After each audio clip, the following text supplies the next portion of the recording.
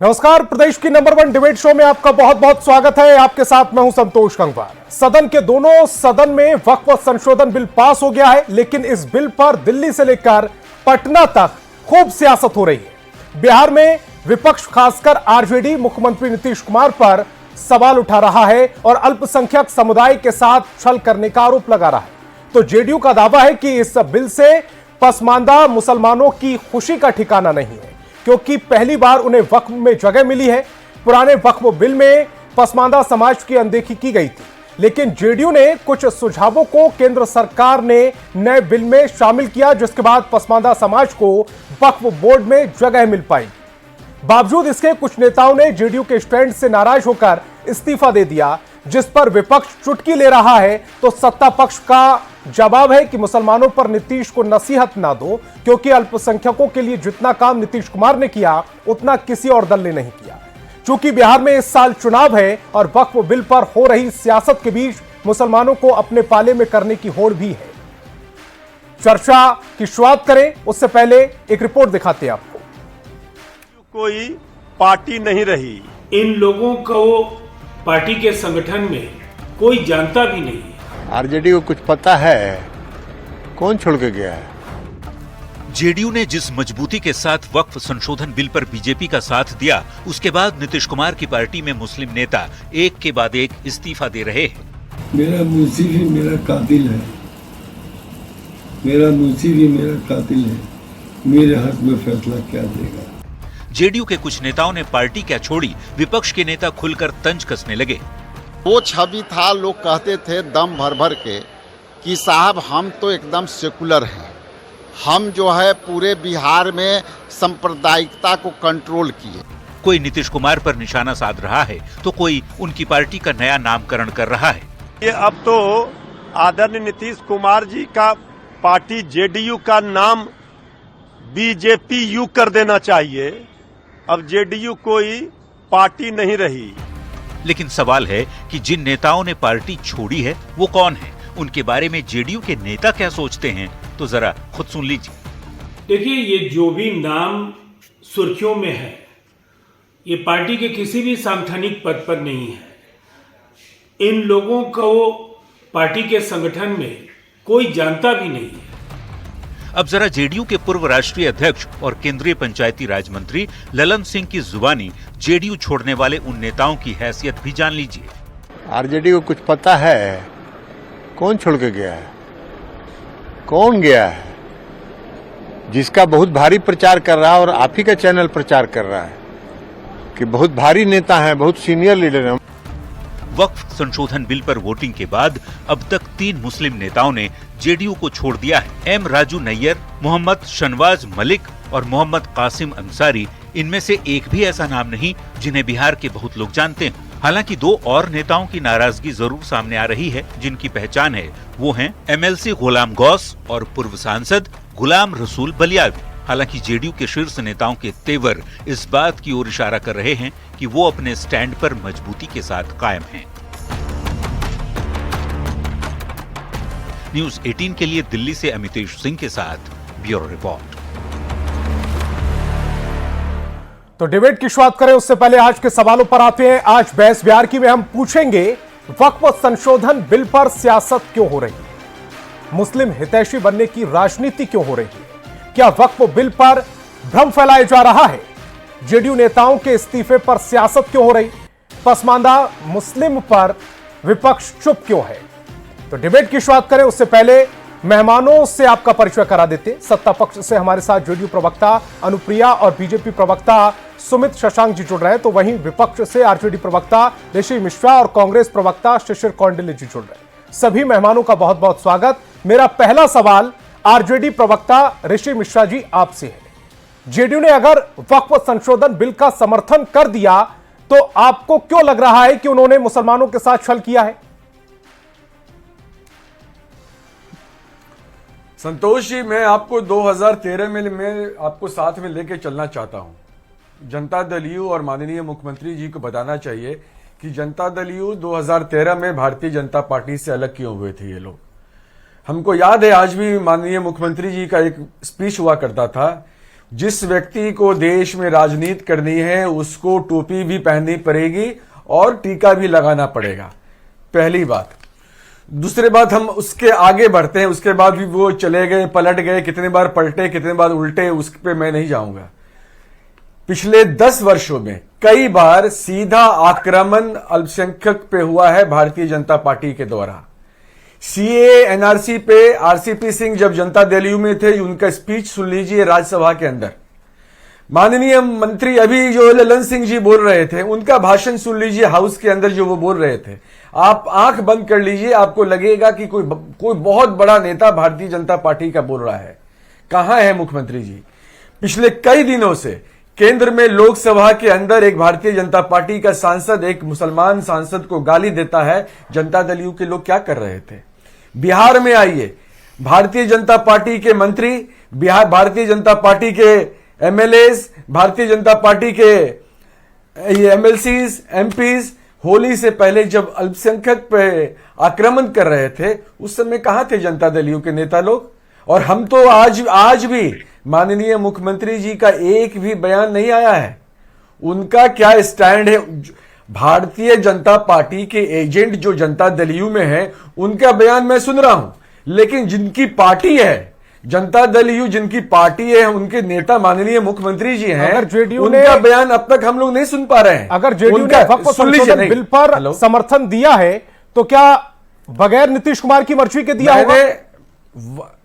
मैंने आपको इतिहास बता दिया। जनता दल यू को बताना चाहिए कि 2013 में भारतीय जनता पार्टी के साथ क्यों छोड़ा। जनता दल यू को बताना चाहिए कि एनआरसी पे वो क्यों साथ थे।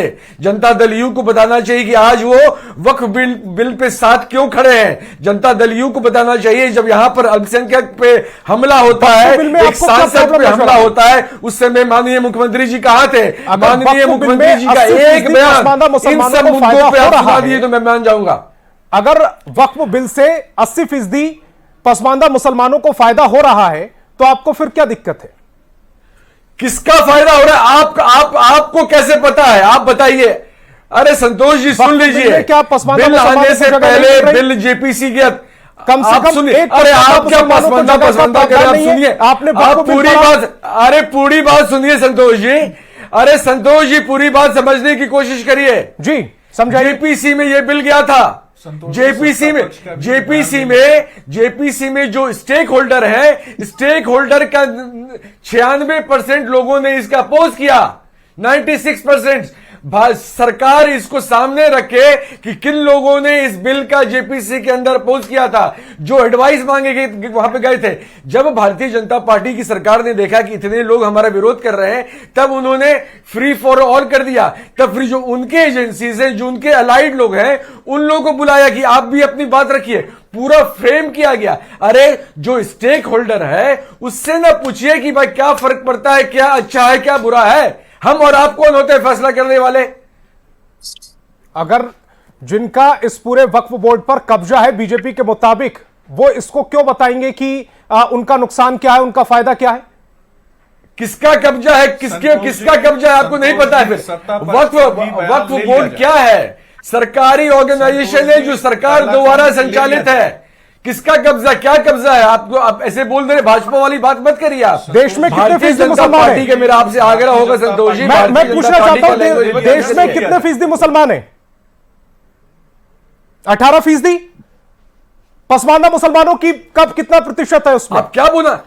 आप क्या यहाँ पे आप क्या बोलना चाह रहे हैं? आप क्या समझाना चाह रहे हैं? मैं ये समझाना चाह रहा हूं 18% मुसलमानों में 14% पसमानदा मुसलमान है। 14% पसमानदा मुसलमानों को भी वक्फ बोर्ड में जगह नहीं थी, तो अगर उनको अब बोर्ड में जगह मिलेगी क्या तो इसमें फिर क्या ऐतराज है? ऐसा है संतोष जी, ऐसा है संतोष जी, ये लाइन जो आप यूज कर रहे हैं ना, भारतीय जनता पार्टी के हमारे मित्र बैठे हुए हैं, इनको बोलने दीजिए। किसको फायदा हो रहा है, नहीं हो रहा है, आपको क्या पता है? यहां पर हर रोज आप गाली देते हैं, मारते हैं। ऋषि जी, इससे नुकसान हो रहा है? नाम पे लव जिहाद के नाम पे आप लोगों को मार रहे हैं। ऋषि जी, आपको कैसे पता इससे नुकसान हो रहा है? कहां थे? मौका मिलना चाहिए अपनी बात को रखने का।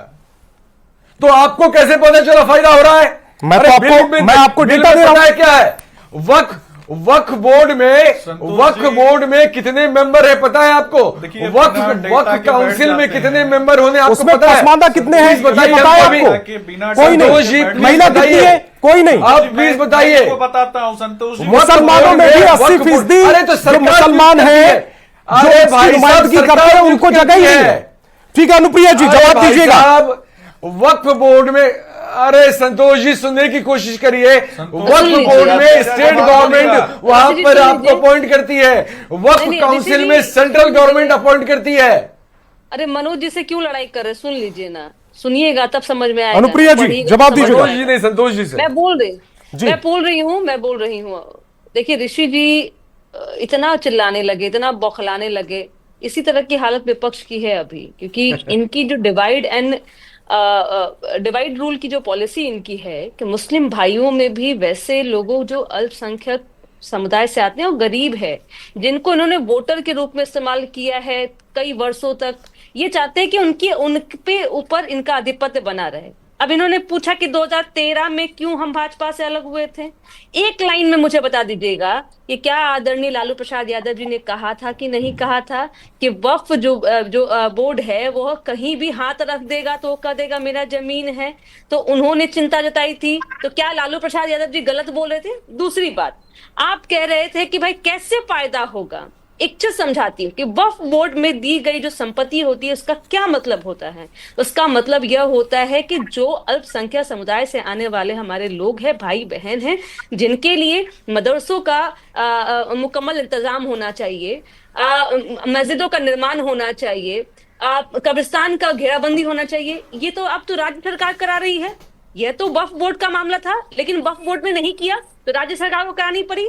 तो आखिर वक्फ बोर्ड में गई हुई जो संपत्ति है उस पैसे का क्या हो रहा था?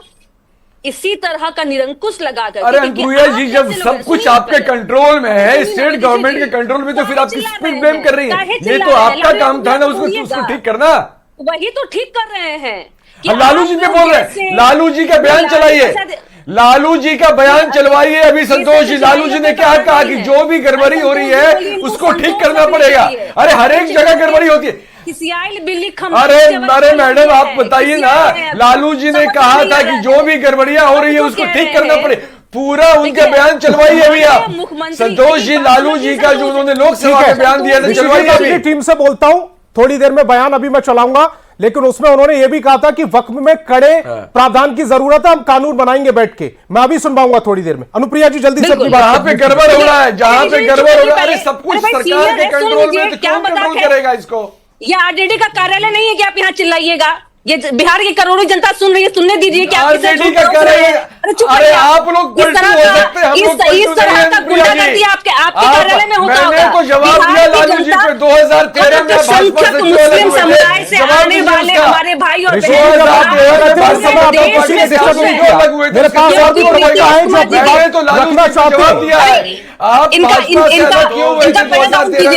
उसका जवाब दीजिए। ऋषि जी हम बता रहे हैं, आपका टर्न आएगा तब आप 2005 से 2025 अरे अच्छा मुस्लिम आपके कंट्रोल में अब मीडिया भी हो गया है। नहीं तो अब तक तो भाजपा के कंट्रोल में मीडिया था, अब बहुत गंभीर प्रवक्ता माने जाते हैं और आपकी नॉलेज का मैं व्यक्तिगत तौर पर बहुत बड़ा फैन हूं, लेकिन आप इस तरह से डिबेट करेंगे ये उम्मीद नहीं थी मुझे। संतोष जी मैं फिर कह रही हूं, अनुप्रिया जी माफी के साथ आपको बताना चाहता हूं, सबसे पहले लालू प्रसाद यादव का बयान सुना लेते हैं। 2015 किया है अभी ऋषि जी ने, सबसे पहले तो बयान सुनिएगा। अनुप्रिया जी 2013 में भाजपा से अलग क्यों हुए? इसने जो लाया है संशोधन, इनका सरकार का पहल ये ठीक है, हम समर्थन करते हैं। मौलाना इसरारुल साहब, हमारे शाहनवाज जी और साथियों के साथ मैं समर्थन करता हूँ। देखिए कानून बनाना चाहिए बहुत कड़ा।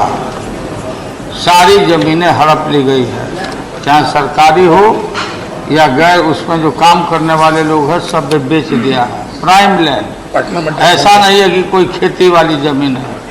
पटना के डाक बंगला पर जितनी प्रॉपर्टी थी ये सब पर अपार्टमेंट बन गया, सब लोगों ने लूट लाट किया है।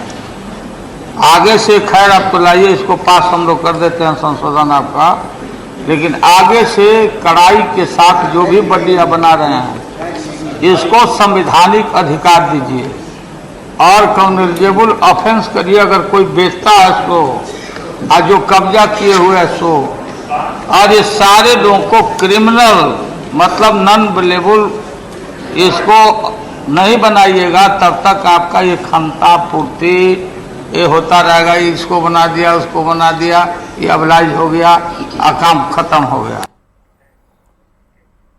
सुन लिया ऋषि जी? देखिए यही अंतर है। इस बयान सुनाया है, इसमें कोई कट नहीं है बीच में। लालू जी ने संतोष क्या जी, गलत कहा है?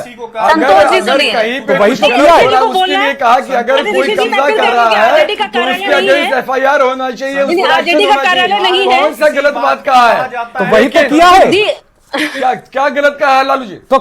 तो वही तो किया गया है। संशोधन और क्या हुआ है? संशोधन की डिमांड की थी, संशोधन कर दिया। अपने नेता के प्रवक्ता के रूप में मत दिखाइए कि नौवीं फेल नेता के प्रवक्ता बने हैं कि सुन भी नहीं पा रहे हैं कि आपके नेता क्या बोल रहे हैं। लालू प्रसाद यादव जी का इकबाल है आरजेडी में कि नहीं ठीक है है? अनुप्रिया जी, आऊंगा। सुमित जी कुछ कहना चाह रहे हैं। सुमित जी जल्दी से अपनी बात को कंप्लीट कीजिएगा, उसके बाद कांग्रेस प्रवक्ता की तरफ जाऊंगा। का इकबाल का है 2013 में अलग क्यों में जवाब नहीं दे पाइएगा? नहीं जी की आवाज बढ़ाया जाए। जनता दल यू भाजपा से 2013 में क्यों अलग हुई? आप नहीं बोल पाइएगा, आपके पास आप नहीं बोल पाइएगा। 2013 में भाजपा से अलग क्यों हुए? मोदी जी का थाली क्यों छीना? आप नहीं जवाब दे पाइएगा। नीतीश कुमार जी ही असली मसीहा है हमारे अल्पसंख्यक भाइयों के। आज उन्होंने अल्पसंख्यक कल्याण के रूप में कितने सारी योजनाएं चलाए हैं जिसके आपने कभी सोचा भी नहीं था। आज महिलाएं, अल्पसंख्यक महिलाएं किस तरह से शिक्षित हो रही हैं, आज अपने हक को ले रही है, यही असली मायने होता है। लेकिन आपके लिए परिवार की राजनीति करने वाले लोग। अनुप्रिया जी समय गुजरता चला जा रहा है, सुमित जी के पास जाना पड़ेगा। अनुप्रिया जी आऊंगा दोबारा से। सुमित जी अपनी बात को जल्दी से कंप्लीट कीजिएगा। संतोष जी, मैं सिर्फ इतना बताना चाहूंगा कि वक्त assessment management system of India के पोर्टल पे जब जाकर के आप देखेंगे तो 58,000 से ज्यादा मामले जो हैं वो कहीं ना कहीं लंबित हैं। गरीब पसमानदा मुसलमानों के अधिकारों को छीन करके मुसलमानों के नाम पर वोट बैंक की दलाली करने वाले कुछ एक ठेकेदारों को, राजद की बात करें या फिर यूपीए गवर्नमेंट के अंतर्गत आने वाले जो विभिन्न दल हैं, उन सभी ने देने का काम किया और मुसलमानों के अधिकारों को छीनने का काम किया। बिहार में माननीय मुख्यमंत्री नीतीश कुमार जी के नेतृत्व में जो एनडीए की सरकार चल रही है, इसने वैसे ही जमीनों पे 21 मदरसा बना करके पसमानदा गरीब मुसलमान बेटों को, बेटियों को और भाई बहनों को शिक्षित करने के लिए और स्वावलंबी बिहार बनाने की दिशा में और कहीं ना कहीं पसमानदा गरीब मुसलमानों का भी एक तरीके से बिहार की उन्नति और तरक्की में योगदान हो, इसको सुनिश्चित करने के लिए उन्होंने काम किया। 2013 में जब यूपीए गवर्नमेंट के माध्यम से वक्फ बोर्ड को के अधिकारों को बढ़ाया गया, पूरे देश में जब 32 वक्फ बोर्ड 1954 में बनाए गए और उसके बाद आप देखेंगे कि किस तरीके से भूमाफियाकरण करके सबसे पहले पसमानदा गरीब मुसलमानों को और सबसे ज्यादा जो ऐसे परिवार, ऐसे मुस्लिम माताएं बहनें जिनके परिवार में पुरुषों की संख्या कम है, सबसे पहला शिकार वैसे ही लोगों को जमीनों पर बनाने का काम किया गया। और किसके द्वारा काम किया गया? तो ये वोट बैंक की दलाली करने वाले कुछ एक लोग, वोट बैंक की ठेकेदारी करने वाले कुछ एक लोगों के द्वारा किया गया। सुमित जी दोबारा से भी आऊंगा। शिशिर जी आपसे सवाल मेरा यह है कि अगर जेडीयू बीजेपी का समर्थन कर रही है तो जब लोगों के पास जानकारी संशोधन बिल पर, तो ये कांग्रेस को आरजेडी को छल क्यों लग रहा है? यहाँ पर बैठ करके क्या पसमानदा मुसलमानों की बात करना छल हो जाता है? होती है।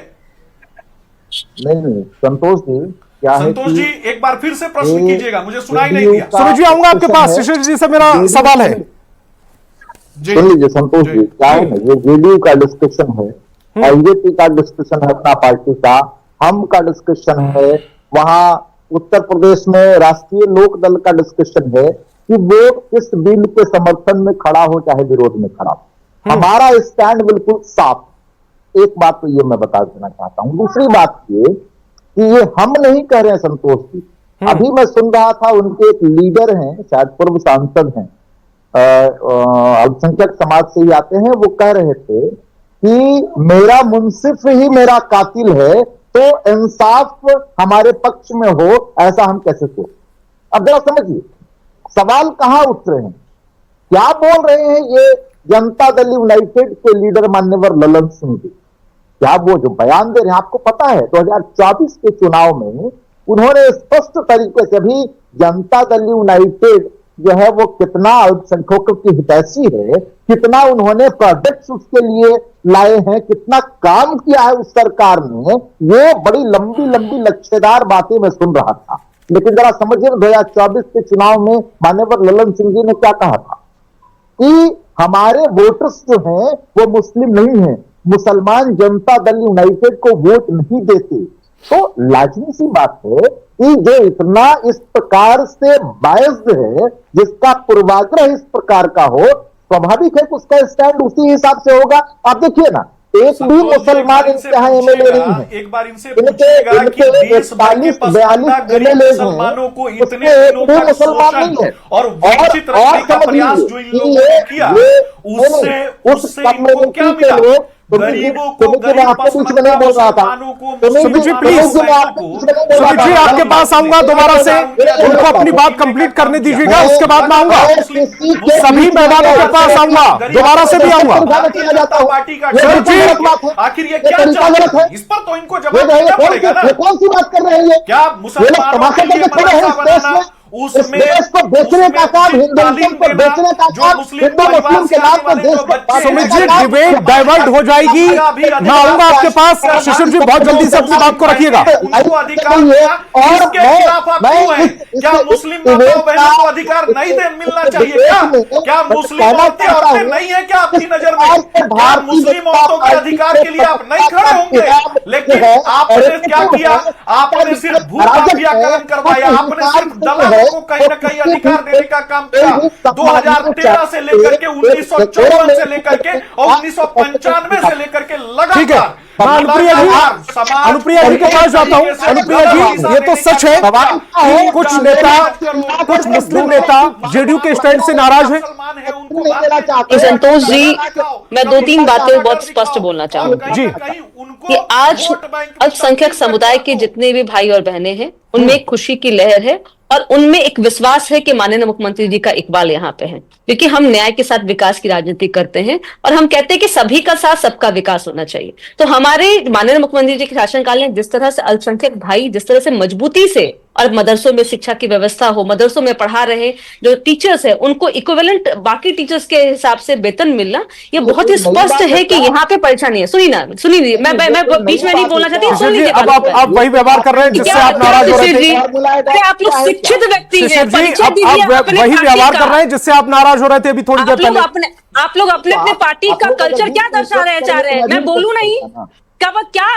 अनुप्रिया जी जल्दी से अपनी बात को कंप्लीट कीजिएगा, समय गुजरता जा रहा है। एक बात मैं आपके माध्यम से पूछना चाहूंगी, जितने विपक्ष के लोग आज हल्ला जो मचा रहे हैं, जेपीसी में इनको भी मौका मिला था, क्या ऑब्जेक्शन लगाया था? आज जनता के बीच में कहें। हम तो बता रहे हैं कि हमने जो जेपीसी में मांग की और उस बात पे हमारी सहमति हुई कि आज अगर एक पॉइंट पे मैं बोलूं कि यहाँ पे अगर जो पहले जो कानून लागू हुआ था उस तरह से आप कोई छेड़छाड़ नहीं होगा। पहले वक्फ के अंदर जितनी संपत्ति थी उसमें कोई छेड़छाड़ नहीं हो, ये हमारी उपलब्धि है। हमारी उपलब्धि है कि पसमानदा मुसलमानों को अब शिक्षित मिलेगी, महिलाओं की भागीदारी मिलेगी, हमारी उपलब्धि है। लेकिन ये बताए कि क्या उन्होंने कहा कि 96% लोग विरोध में है। जेपीसी में जितने लोग थे, भाई कौन लोग थे और आपने क्या कहा बताइए। लेकिन ये सच्चाई है। जवाब लेते हैं ऋषि जी, जल्दी से जवाब दीजिएगा।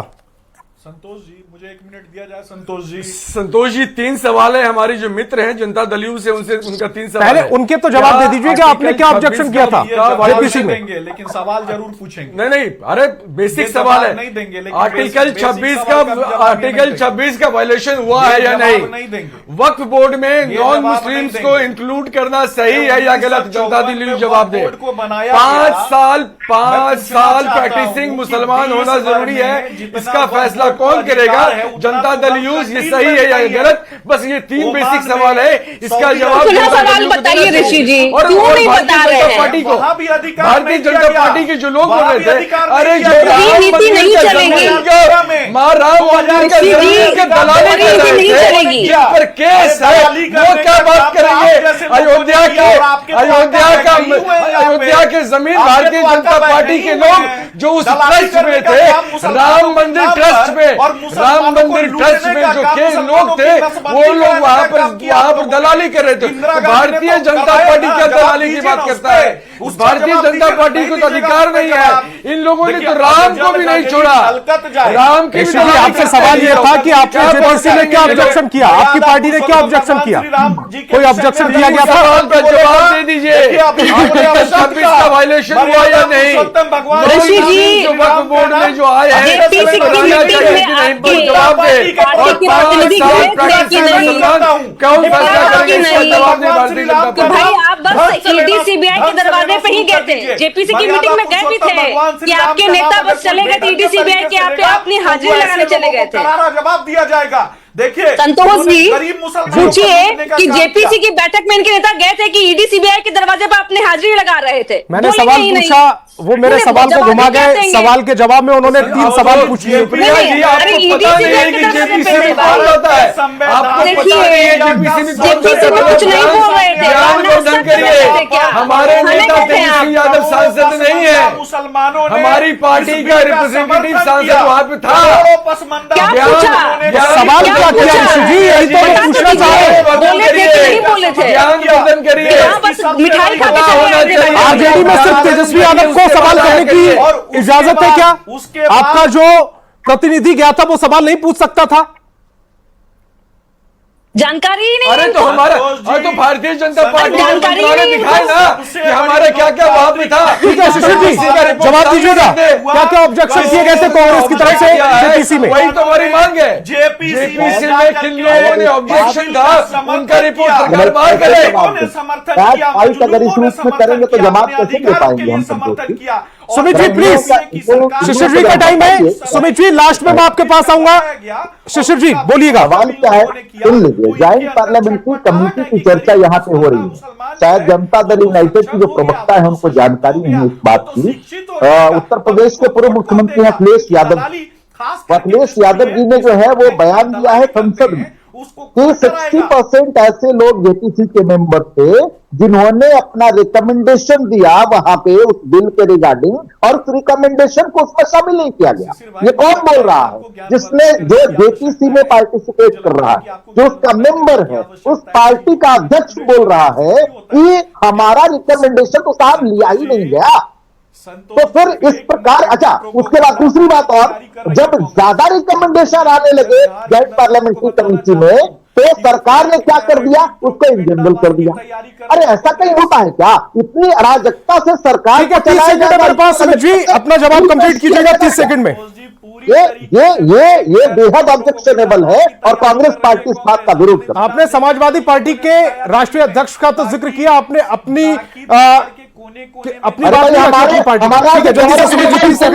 हमारे सांसद गौरव गोगोई, हमारे सांसद इमरान प्रताप गढ़ी और हमारे राष्ट्रीय अध्यक्ष उसके खिलाफ मल्लिकार्जुन खड़गे फैला सके, उसके लिए ये लोग लड़ाई लड़ रहे हैं। इन्होंने कभी मुसलमानों का भला नहीं किया, इन्होंने कभी उनके मदरसों। ठीक है, समय की कमी है, इस डिबेट को मुझे यहीं रोकना पड़ेगा। तमाम मेहमान मेरे साथ जुड़े, आपका बहुत बहुत शुक्रिया। और सवाल लगातार बरकरार है कि अगर बिल का समर्थन किया गया है, वक्फ बिल का समर्थन जेडीयू की ओर से किया गया है, तो फिर विपक्ष इस पर हमलावर क्यों है? अगर जेडीयू को समर्थन करने का उसमें बहुत कुछ लगा, तो फिर अगर 80% पसमानदा मुसलमानों की बात उसमें की गई, तो फिर